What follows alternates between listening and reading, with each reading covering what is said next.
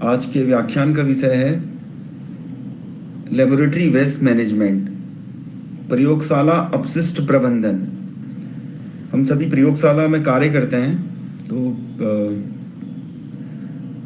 प्रयोगशाला में उपयोग होने वाला अपशिष्ट वेस्ट, उसको किस तरीके से हम लोगों को मैनेज करना है, इस बारे में आज हमारे बीच श्री कुलदीप सिंह जी हैं, ये हमें बताएंगे। मैं स्वच्छता नोडल अधिकारी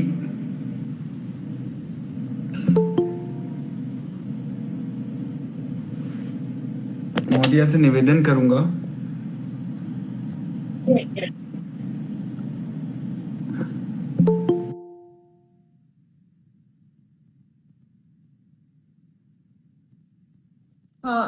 आप सबका आज के कार्यक्रम में मैं बहुत स्वागत करती हूँ।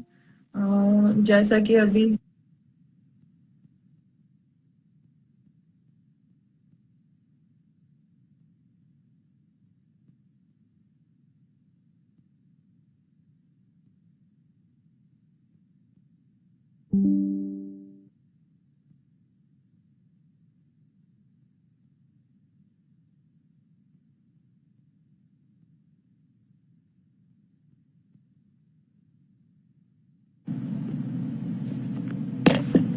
मैं हमारी स्वच्छता नोडल अधिकारी से अनुरोध करूंगा कि वो हमें आज्ञा दे कि इस कार्यक्रम को हम प्रारंभ करें। धन्यवाद डॉक्टर ललित। जैसे कि मैं सबसे पहले तो मैं आप लोगों का स्वागत करती हूँ आज के कार्यक्रम में। जैसा कि डॉक्टर ललित ने अभी बताया, आज का हमारा टॉपिक है लेबोरेटरी वेस्ट मैनेजमेंट। क्योंकि हम एक लेबोरेटरी का पार्ट हैं, तो हम लोगों को ये पता होना चाहिए कि लैब वेस्ट क्या है और उसको कैसे मैनेज करना है या उसका कैसे डिस्पोजल करना है। इसी विषय पे आज का हमारा व्याख्यान है। उसी के साथ साथ मैं ये बताना चाहूँगी कि आज हमने ये प्रोग्राम भी रखा था कि सभी लोग अपने प्रयोगशालाओं की सफाई करेंगे, जिसमें सारे लैब्स ने, सेक्शन हेड्स ने मुझे फोटोज भेजे हैं। सभी ने अपने लैब की सफाई की है, जिसके लिए मैं सबका शुक्रिया अदा करना चाहूँगी। अब मैं श्री कुलदीप जी से निवेदन करती हूँ कि वो अपना व्याख्यान शुरू करें। धन्यवाद मैडम जी।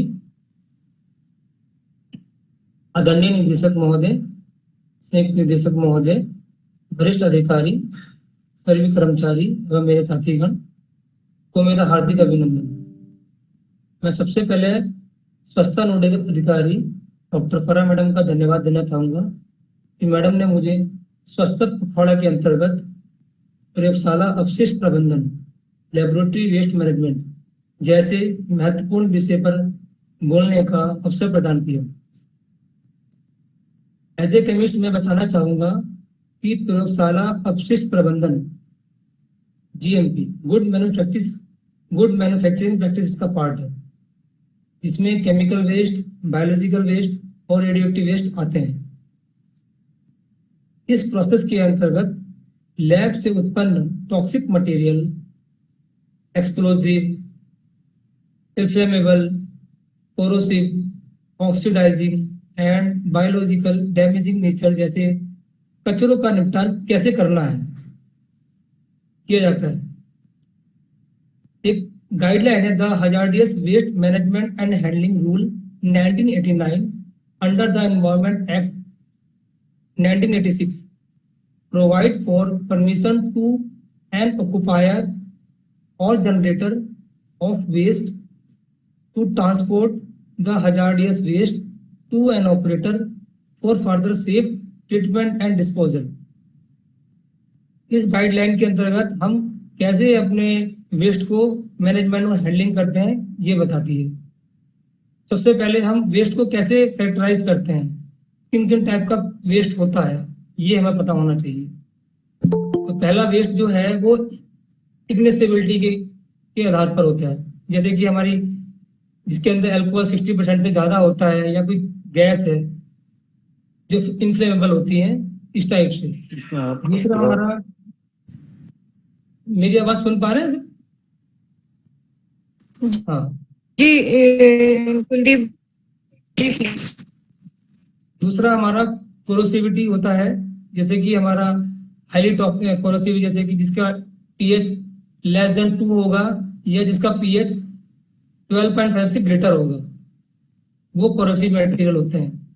तीसरा हमारा करेक्टरिस्टिक ऑफ रिएक्टिविटी के भी यहाँ पर हम करेक्टराइज करते हैं, लाइक एक्सप्लोसिव मटेरियल है या जो वाटर के साथ तुरंत रिएक्शन देते हैं, वायलेंट रिएक्शन देते हैं, और जैसा साइनाइड है, सल्फाइड है, इस टाइप के जो वेस्ट होते हैं वो रिएक्शन के बिहाफ पे रिएक्शन देते रिएक्टिविटी करते हैं, उनको वेस्ट को निर्धारण करते हैं। चौथा हमारा टॉक्सिसिटी कैरेक्टरिस्टिक होता है, इसमें हमारे हैवी मेटल्स आते हैं, लाइक लेड है, आर्सेनिक है, इस टाइप से। तो ये तो हमारे कैरेक्टरिस्टिक थे। अब मैनेजमेंट हम कैसे करते हैं इनको, एक मैनेजमेंट गाइडलाइन है, under the guidance of the guideline of management and handling of hazardous waste 1991 issued by ministry of environment and forest के हिसाब से हम 4 प्रकार के वेस्ट मैनेजमेंट करते हैं। फर्स्ट है physical treatment, chemical treatment, biological treatment and thermal treatment. इन्हीं ट्रीटमेंट के आधार पर हम अपना वेस्ट को मैनेजमेंट करते हैं। तो सॉलिडिफिकेशन एक टेक्निक है जिसमें हम वेस्ट को मैनेजमेंट करते हैं। फिजिकल ट्रीटमेंट का पार्ट है, इसमें क्या करते हैं, कोई भी जो हमारा वेस्ट मटेरियल होता है केमिकल का, लाइक हमने कोई भी सोडियम हाइड्रोक्साइड है या कोई हमने कोई एल्कली को यूज किया, उसको हम कैसे हमारे एनवायरनमेंट में डिस्पोज करना है।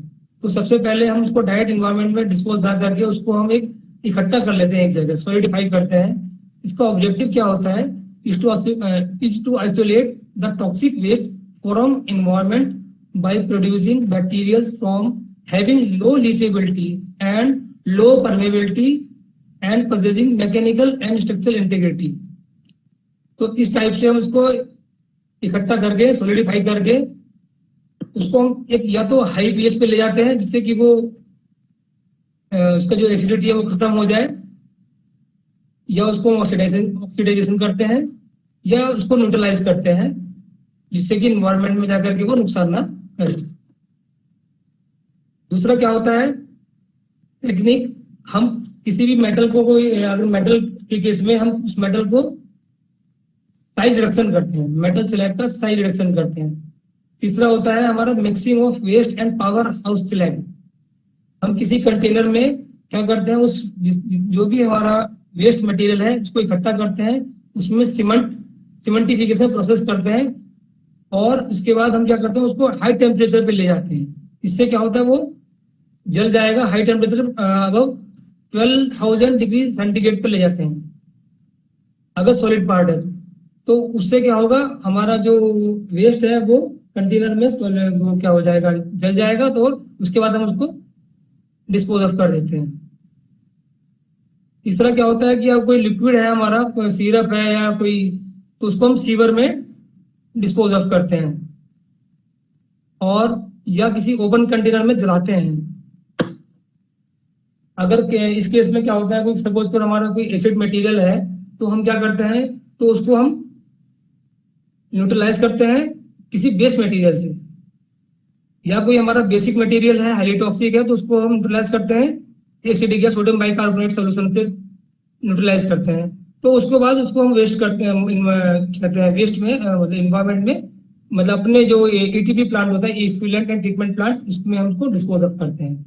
तो ये गाइडलाइन होती है, इसके हिसाब से हम हर प्रकार के जो वेस्ट को हम डिस्पोज ऑफ करते हैं। ऐसा नहीं है कि हम कोई भी हम लैब में केमिकल काम कर रहे हैं डायरेक्ट हम उसको इन्वायरमेंट डायरेक्ट छोड़ देंगे, ये अदरवाइज कोई ऑपरेटिंग एजेंसी सर्वाइव ही नहीं कर पाएगी, और उसको हम डायरेक्ट अगर वेस्ट करेंगे तो इसका लीगल भी है, लीगल अप्रूवल लेना पड़ता है, तभी कोई जो कोई फैक्ट्री है उसके अकॉर्डिंग चलती है, उन्हीं गाइडलाइन के हिसाब से। तो जनरली हमने ये देखा कि जो केमिकल है और हजार्डियस वेस्ट मटेरियल है तो उनको कैसे कैसे कैरेक्टराइज किया और वेस्ट मैनेजमेंट हमने कैसे किया, बहुत सारी गाइडलाइन है। बेसिकली तुम्हें थोड़ा मैंने बताया कि जैसे कि केमिकल है, एसिड है, तो हम उसको बेस से न्यूट्रलाइज करते हैं, या उसको हम बेस मटेरियल है तो उसको एसिड न्यूट्रलाइज करते हैं, तभी हम उसको एनवायरनमेंट में डिस्पोज ऑफ करते हैं। तो ये इन्हीं शब्दों के साथ में अपनी विषय पर विराम लेना चाहूंगा। धन्यवाद। फरा मैडम जी, आपने मुझे बोलने का मौका दिया, बहुत बहुत धन्यवाद।